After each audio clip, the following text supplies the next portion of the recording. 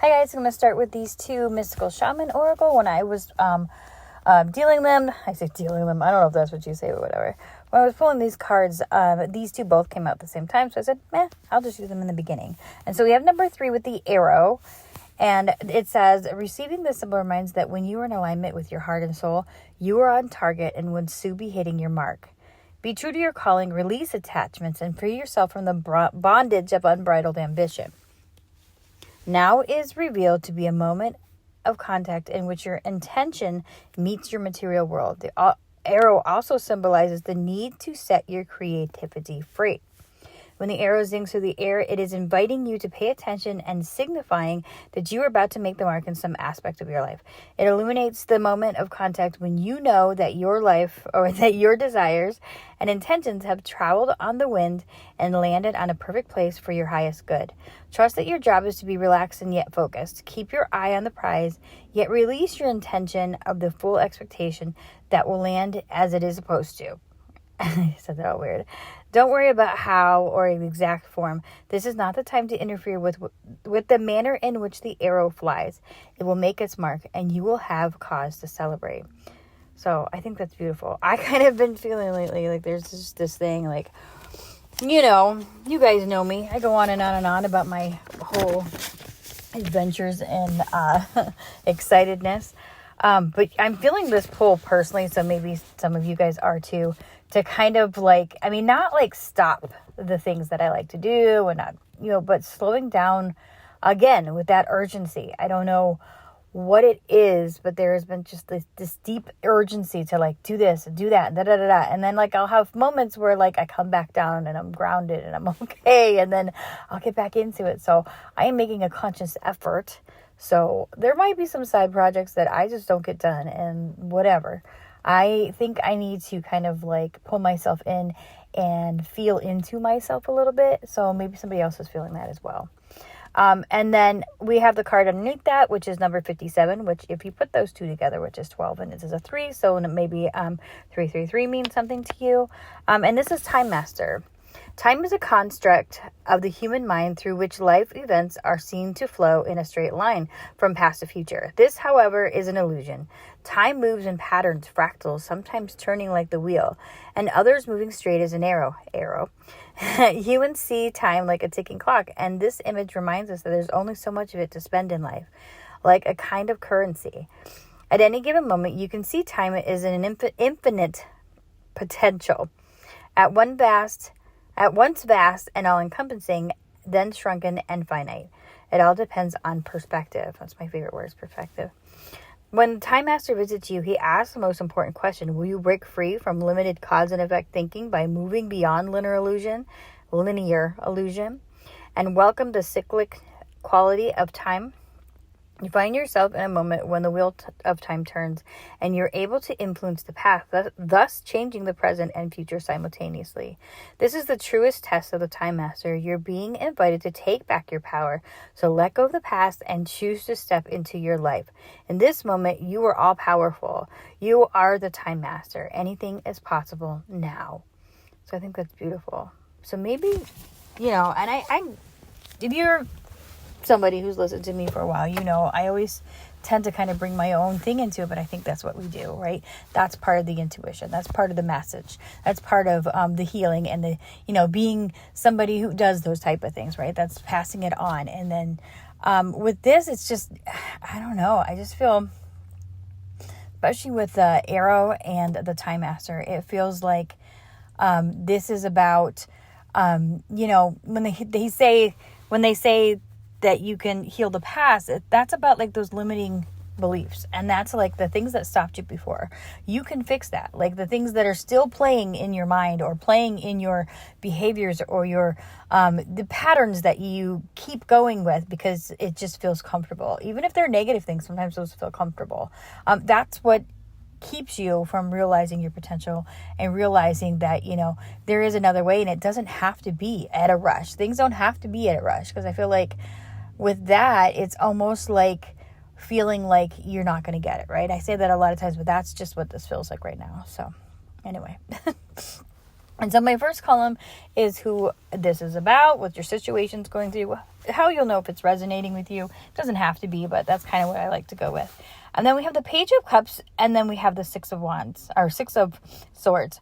So to me, this feels like there's a guidance. There's definitely a guidance. Like the Page of Cups is, that youthful, blissful energy. I mean, literally, it kind of always makes me think of like the Fool in a way, but maybe a little bit more like the Page of Wands, because it's all about like that inspiration. But it's the same thing. It's that feeling the guidedness of his cup, right? I feel like, he's just all about like allowing those feelings to overtake him. And I feel like a lot of that is allowing your guides or spirit to overtake you and allowing yourself to be guided in that way. And that's what this feels like with the Six of Swords.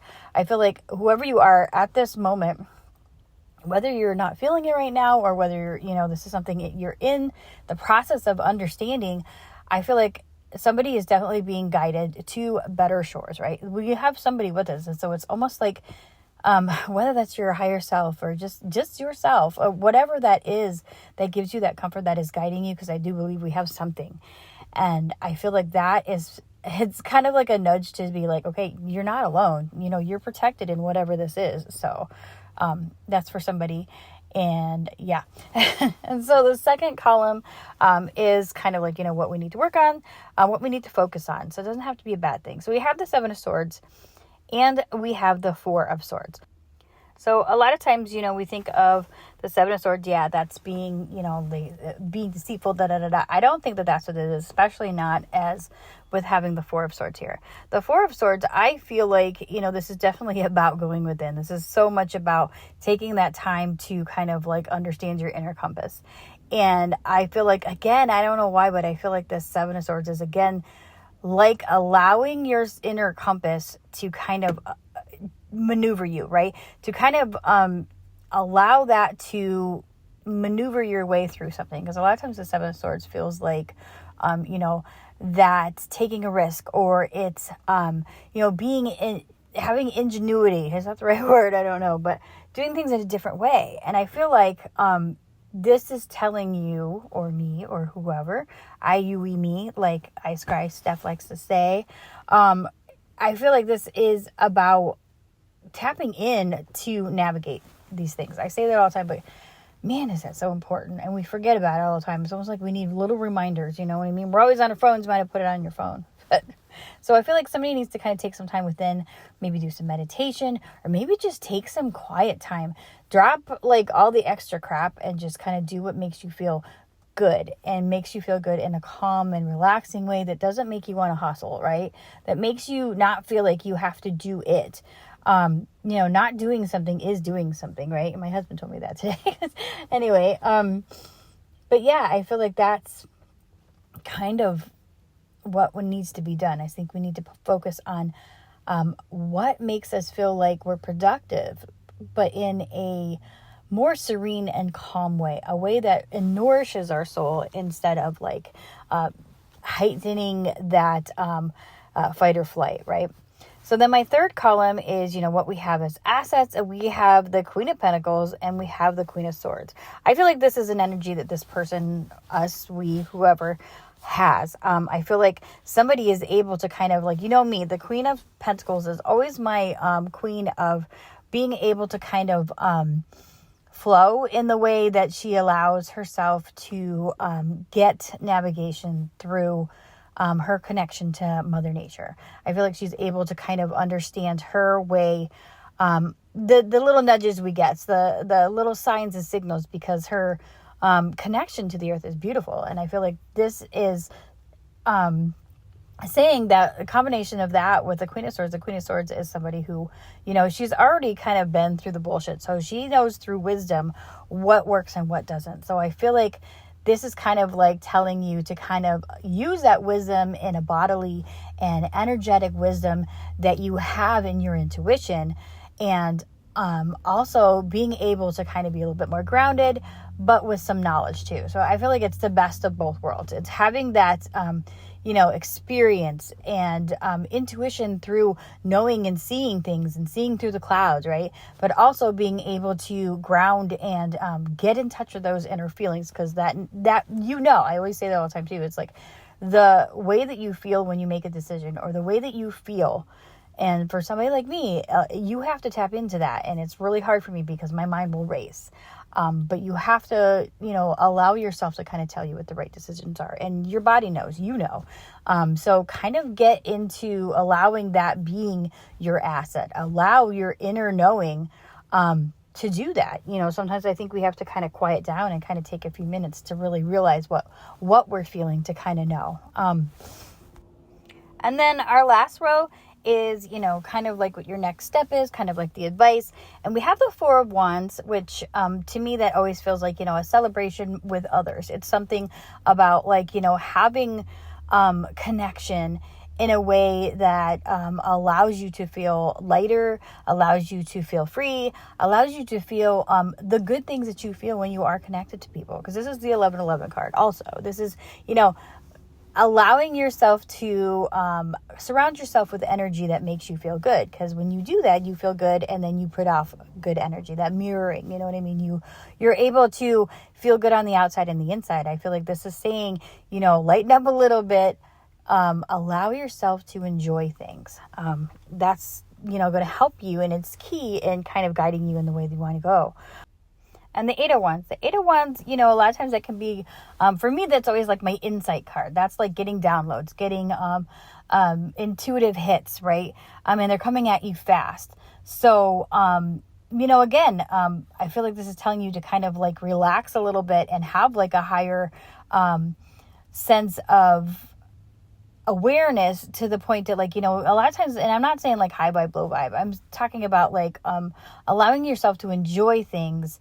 So that way, you're not kind of overclouded by worry and doubt and things like that. Allow that to come in. So that way, the things that you're being guided to, that's what it is. Okay. Sorry. My brain just like figured out what that was. I don't know why it took so long, but, so the Four of Wands, being that goodness, that sense of connection and happiness and lightness, allow that to guide you. And you are getting intuitive hits on what that is. That's what that is. All right. And my last two cards are my Herbal Astrology Oracles with number 44, Valerian and Acceptance. Order, loosening, acceptance, embracing imperfection, and persistence and flow. And this is Neptune. So I feel like accepting is maybe there's something like we're resisting. Maybe we're resisting things because we're afraid. Maybe there's something that we're supposed to be, I don't want to say supposed to be. I hate finite words. I don't like them. But I feel like it's something that, maybe your guides are trying to lead you towards something, and you're resisting because you think that you can't do it, or you think that, no, that's too easy. Do you know what I mean? I don't know. I just feel like there's something that you need to be a little bit lighter about, because that's the thing. We're so conditioned that even when we try to be like, allowing things to come in, and we try to be good about it, and we try to take the initiative, and we try to do the right things when we're trying. I think a lot of times that's the thing. And I think we just need to accept it and allow it to come in, kind of like that, that whole surrendering. I feel like this is a deep surrendering that somebody needs to do. And that brings us to number 5 with Blue Lotus, intuition, intuitive knowing, unearthing the subconscious, meeting the guardians of mystery, dream work, and initiation. And this is the Sun and the Moon. And I just got chills. I always think of like the Sun and the Moon because like my, I don't know, like I know that Aries is not the sun, but it's like, I don't know. My sun is the beginning of the zodiac and my moon is the end. So I always think of those like aspects in myself as being, something that I've always had to kind of like learn how to balance the two, right? To balance those parts of me. And I feel like that's something that somebody else might need to do that too. But I also feel like that's kind of what gives you the best of both worlds, right? So like if you look at those two queens too, you have earth and you have sky, right? Because, air, we think of that as being the sky. So this is somebody who is, getting, they're able to kind of like, get knowledge and intuition through these two things, right? So I feel like that's kind of what this intuition is about. It's about understanding the illumination that both of these heavenly bodies have. I feel like it's knowing who you are in the sun, and in the moon, understanding who you are at the depths. Either it's your light and your shadow. It's knowing those things because you're able to know those things in yourself.